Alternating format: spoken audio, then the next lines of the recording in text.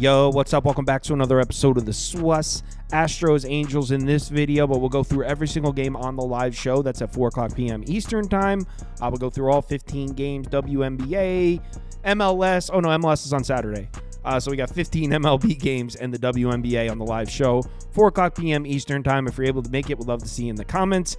Astros, Angels, let's roll. Welcome to the SWUS. The SWUS. SWUS. Hey, get the SWUS. All right, Stros are out in LA, like I said. Angels are plus 155 home dogs here, and the total sitting at 8.5. We got Framber Valdez on the mound for Houston. Griffin Canning pitching for the Angels. Let's take a quick look at the spreadsheet, and according to the model, we got to lean on the Astros through the first 5 innings, 3.33 to 2.05. Big lean on the Astros full game also, 5.64 to 3.71. All right, so let's take a look at this matchup, and we'll start with Houston's bats. It's been an up and down year for the Astros lineup. I mean, as a whole, they've been pretty good. You can see in the last 30 days, 6th in WRC+, 6th in OPS, 7th in WOBA. In the last 14 days, though, in the back in the bottom 10.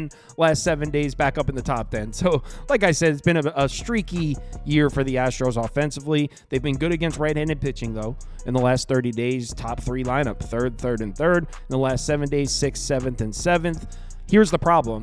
The Astros have been much better offensively at home this year. They're actually, on the season, they're right there with the Yankees as far as the best home lineup in baseball. But look at their numbers on the road.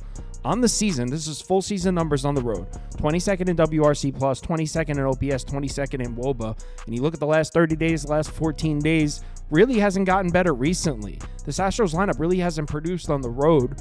You take a look at some game logs of the recent righty starters they've seen. They didn't get to Michaelis, which was, I had the first 5 over in that one, and I was lucky as hell to cash it. They had 2 home runs in the 5th inning to give me the cash. The Cards were up 3-2 after 5. I had first 5 over 4.5. Barely cashed that one. As a whole, they've been getting to these righty starters, though. They got to Kyle Gibson, got to Woods Richardson a little bit. They got to Joe Ryan, and Pablo Lopez gave him a hard time. But you're looking at these game logs. Those first 5, the Cardinals and Twins, those were at home. Now you go back to Seattle on the road. They did get to Logan Gilbert, but George Kirby blanked the Astros, which just kind of confirms what we're saying. The Astros haven't really produced on the road, and they also haven't been producing in the late innings. In the last 7 days, the worst lineup in baseball against bullpens. Same thing in the last 14 days. In the last 30 days, bottom 5 lineup against bullpens. Astros lineup not hitting on the road, not hitting bullpens. So does that mean we like the spot for Griffin Canning? And I mean, Griffin Canning's been okay. In his last 3 starts, he does have a 3.24 ERA, but if you look at the whip and the expected FIP, 144 isn't great, and a 4.51 expected FIP, not great. You allow base runners at that rate, eventually you're going to be giving up more runs than the 3.24. But as a whole, Griffin Canning's numbers on the season are pretty decent. He really hasn't been bad. You take a look at his numbers at home.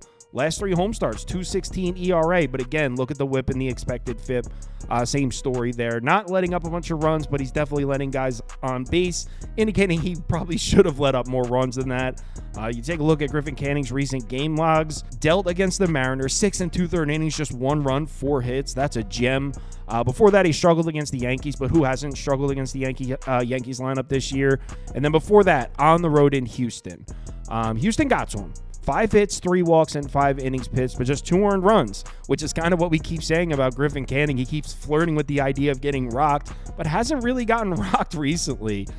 So it makes it tough to predict. Now, the good news for Griffin Canning is his biggest weakness is trying to get lefty bats out. You can see he's got some serious lefty-righty splits here. 267 WOBA and a 105 whip against righty bats. Against lefty bats, 399 and a 164. So he's really had problems with lefty bats. If you look at the Astros lineup, though, just 2. I mean, they're 2 serious bats, Kyle Tucker and Yordan Alvarez. Other than that, Astros projected to have 7 righties. So maybe that's why Griffin Canning has been able to skate out of trouble against this Astros lineup. It's so righty heavy, and he's actually pitched really well against righties. And if you look at his last 2 starts against the Astros, 11 innings pitched, 2.45 ERA, 118 whip. Those are great numbers. I mean, one of those is last season. That's dating back to last year. But Griffin Canning pitched 2 consecutive good games against Houston. So even though I think Griffin Canning is due to get hit up, I don't think this Astros lineup on the road are going to be the ones to do it. And this Angels bullpen has definitely been better. In the last 14 days, they're 16th in ERA, 14th in WOBA. I mean, for Angels standards, that's solid. In comparison to their bullpen numbers on the season, that's definitely solid. Expected FIP is back at 30th, which is a little worrisome. But as I just pointed out before, Astros are not hitting bullpens. In fact, they've been pretty much the worst lineup in baseball against bullpens. So as a whole, runs might be tough to come by for the Astros in this one. If you look at the numbers from the previous series, Angels took 2 of them. Houston just 1-2 against the Angels this year, averaging just 4.67 runs per game. So it does seem realistic that the Astros might struggle to score in this one. That being said, if you look at the 2 series last year on the road in LA, they averaged almost 7 runs a game in those 6. They were 4-2 in those 6 trips out to LA. But that was last year. Last year's Astros lineup slightly different than this year's. I think the Angels are going to be able to hold the Astros offense down. On the other side, we got the Angels bats, and my Christ, this is a cold unit, man. In the last 14 days, this has been the worst lineup in baseball. 30th, 30th, 30th. In the last 7 days, 30th, 30th, 30th. Angels just really struggling to get offense going, but Framber Valdez throws with his left hand, which means we are dealing with an entirely different ball game. The Angels have produced against lefties. I mean, in the last 30 days, this is one of the best lineups in baseball against left-handed pitching. Second in WRC+, second in OPS, first in WOBA. Then we look at their numbers at home, and we're back to shit. On the last 30 days, this is pretty much a bottom 10, bottom 11 lineup at home, 21st, 19th, and 20th. If you look at the recent game logs, though, recent lefties against the Angels. May 30th, they struggled to get to Rodon. Well, they got 3 runs off him, but they struggled. Before that, struggled to get to Nestor Cortez a little bit, just 2 earned runs. Before that, that's where you see them absolutely hammer lefties. 7 hits, 3 earned runs, 10 hits, 8 runs off of Framber Valdez. They crushed Framber. So as a whole, rewind back a month and a half, the Angels have crushed lefties, but are they cooling off? Based on the Angels' numbers against lefties over the last month, and based on Framber Valdez's last couple starts, or 2 of the last 3 starts, he actually pitched well in his last one. He's got a 6 ERA in his last 3 starts. So based on those 2 facts, I feel like a lot of people are going to expect the Angels to crush Framber in this one, but I'm not so sure.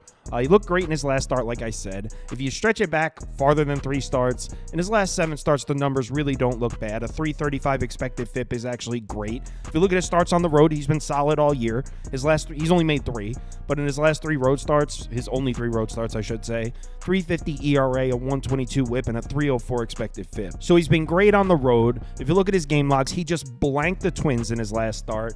Yes, the 2 starts before that, Mariners and Angels, he struggled, for sure. But look at the 2 starts before that. Blanked Oakland, went on the road to Detroit, blanked them.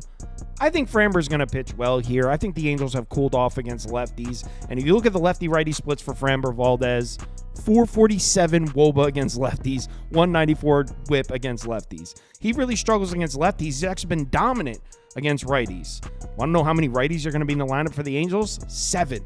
Projected righties in the lineup for LA. So I like the bounce back spot for Framber. I know the Angels just crushed them, but not only are they cooling off, but if you look at the 5 previous starts for Framber Valdez against the Angels before that last one, 33 1/3 innings pitched, a 270 ERA, and a 108 whip. So he's been dominant against this team. It was one bad start. This is revenge. Framber's going to deal. Then you add on the fact that the Astros bullpen has been good. I mean, this has been a top 10 bullpen over the last 30 days. I'm thinking under all the way. I know a lot of people are expecting runs in this one. I think it's a great spot to play an under. Let's see where it's at. 8.5 open. I'm taking it. It's on DraftKings. Give me under 8.5. Like I said earlier, live show, 4 o'clock p.m. Eastern time. We'll go through every single game on the board, make our final decisions. If you're able to make it, we'd love to see you in the comments. If you want my top bets or top bets from anyone on the staff here, or you'd like to get in on the betting league, I'll put a clip explaining what that is right here. All right, got a quick announcement to make. Pretty excited about this. I've been trying to work it out, the details for it for a while. Was really trying to get it ready for football season, but I think I have it ready to go now. So starting Monday, we're going to have a weekly betting league in the Discord. So Monday through Friday is the quote-unquote regular season. On Monday, you'll be assigned an opponent, and it's you versus that person, 3 bets a person. Whoever has more earnings gets a win. Whoever has less earnings gets a loss. Tuesday, you'll be assigned a new opponent. Wednesday, Thursday, Friday, so forth and so on.